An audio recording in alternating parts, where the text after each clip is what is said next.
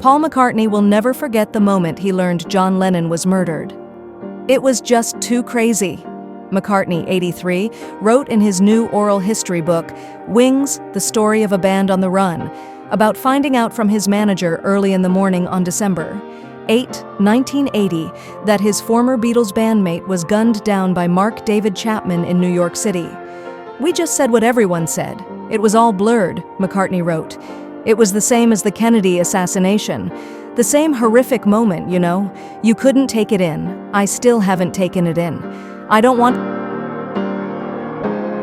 McCartney recalled that he and his fellow Beatles, Ringo Starr and George Harrison, all went back to the studio after Lennon died.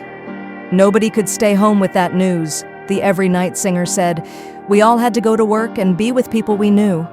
Couldn't bear it. We just had to keep going. So I went in and did a day's work in a kind of shock." "Nobody could stay home with that news," the Every Night singer said. "We all had to go to work and be with people we knew. Couldn't bear it. We just had to keep going.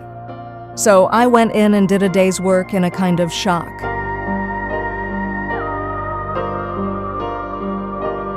While the Beatles dramatically broke up in 1970, McCartney noted that he and Lennon made amends before the shooting.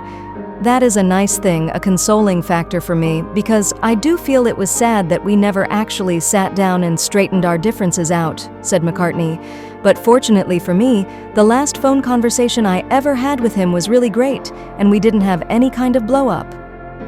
One of the great blessings in my life is that we made up," McCartney also wrote.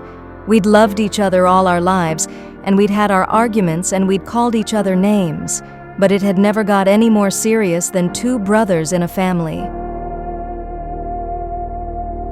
The musician added that the duo, who were childhood friends, had a very happy conversation about their families, including Lennon's son Sean, before Lennon's death. McCartney's daughter, Stella, participated in her dad's oral history book and shared her perspective from the day of Lennon's death. "I remember the biggest reaction I'd ever seen from a phone call, and him leaving the kitchen and going outside," Stella, 54, said about her father. "I admit it breaks my heart to this day.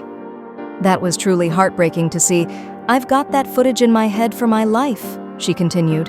"I've captured in my head the moment Paul McCartney found out that John Lennon had been murdered.